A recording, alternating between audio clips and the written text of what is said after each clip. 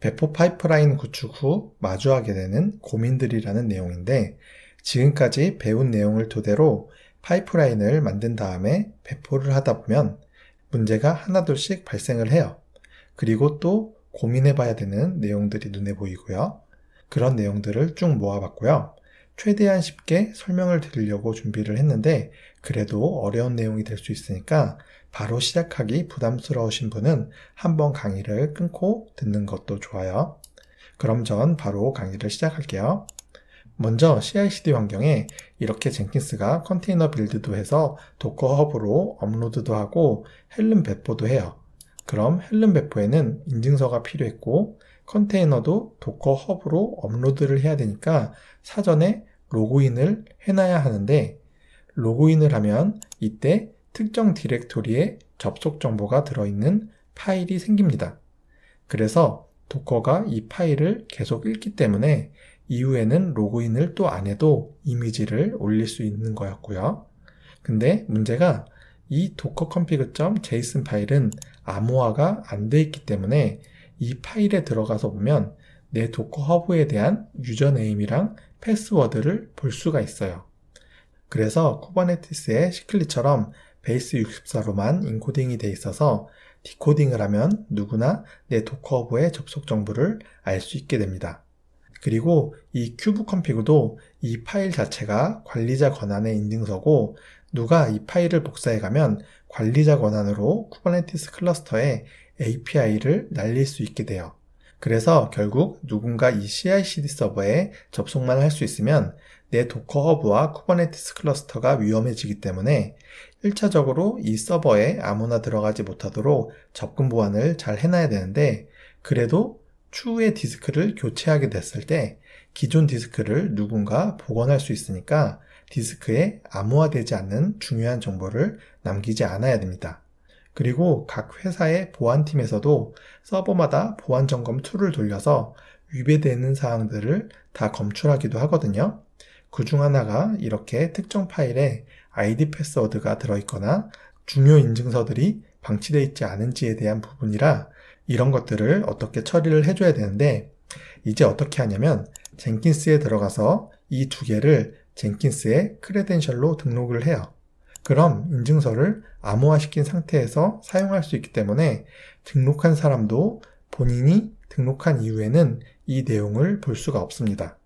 그렇게 젠킨스에서만 이 크레덴셜을 사용할 수 있는 권한이 있는 사람만 쓸 수가 있는 거고, 그리고 도커 로그인의 경우 이 유저네임이랑 패스워드가 암호화되지만 결국 이걸 가지고 도커 로그인을 해야 되고, 그러면 또 이렇게 config.json 파일이 만들어져요. 그래서 배포시마다 도커 허브로 업로드를 할 때 로그인을 하고 끝나면 로그아웃을 하는 명령을 넣어야 되고, 로그아웃을 하면 이 파일의 접속 정보는 사라집니다. 그래도 뭔가 좀 찜찜하죠? 이번 강의에서는 여기까지 실습을 해보는데, 실무에서는 이 파일까지 암호화시키면 좋고요. 이 도커 크레덴셜 헬퍼스라는 걸 적용하면 이 파일을 열어도 비밀번호를 알 수 없게 하는 기능을 제공해줘요. 나중에 해수편 때 이 퍼블릭 도커 허브를 안 쓰고 프라이빗 도커 레지스트리를 설치해보면서 이 부분도 같이 적용을 해볼게요. 다음으로 빌드를 계속 하다 보면 CI/CD 서버에 컨테이너 이미지들이 계속 쌓여요. 이건 처음엔 신경 못 쓰고 있다가 이 서버에 디스크가 다 차서 젠킨스가 죽었을 때 인지를 하게 되는 부분이고, 컨테이너를 업로드한 후에 이미지를 잘 삭제해주면 굳이 젠킨스가 디스크 부족 때문에 한번 죽는 경험을 안 해볼 수가 있어요. 그러니까 이미지를 잘 삭제해 주시길 바라고요. 그리고 이제 헬름으로 앱들을 배포하게 될 텐데, 이때 앱 하나마다 네임스페이스를 만들지 않고 이렇게 그룹 개념으로 네임스페이스를 만들게 될 때도 많거든요. 그래서 아까 실습 때 했던 것처럼 네임스페이스는 배포와 별도로 관리를 해주는 게 좋고, 헬름도 인스톨을 할 때 네임스페이스가 없으면 생성하라는 기능이 있지만, 이렇게 해서 네임스페이스가 만들어지더라도 어인스톨을 할 때는 네임스페이스가 삭제되지는 않아요. 이건 헬름도 의도적으로 네임스페이스가 지워지면 다른 앱들도 삭제가 될 수가 있으니까 그렇게 한 겁니다.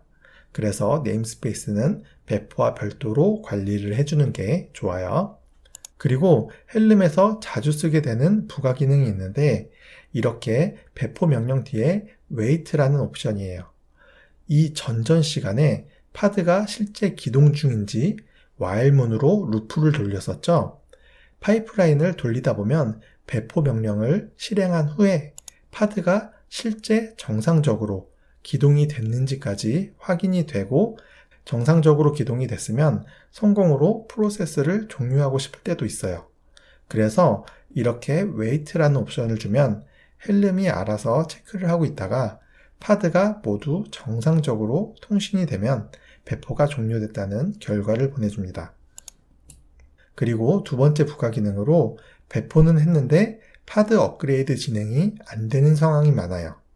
왜 그러냐면 이렇게 디플로이먼트 스펙이 있고요. 쿠버네티스는 새로 배포되는 디플로이먼트 파일에 이 템플릿 밑으로 내용의 변경이 있어야지 업그레이드를 시작하거든요. 근데 여기에 아무런 변경사항이 없다는 걸 인지하지 못하고 단지 배포 버튼을 눌렀기 때문에 업그레이드 동작이 발생하길 기대하는 경우가 종종 있는 거죠. 어떤 경우인지는 다음 기능에서 설명을 드릴 건데 저도 실제 젠킨스에서 배포 프로세스가 성공적으로 끝난 것만 보고 점심을 먹으러 갔다가 변경된 소스가 적용 안 됐다는 전화를 받고 바로 사무실로 올라간 적이 있어요.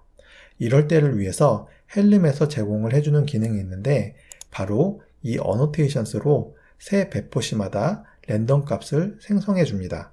이따가 소스를 보면 알겠지만 배포가 될 때마다 여기에 값이 변하기 때문에 쿠버네티스는 템플릿에 변경사항이 있다고 감지를 하고 항상 업그레이드를 시켜주는 거죠.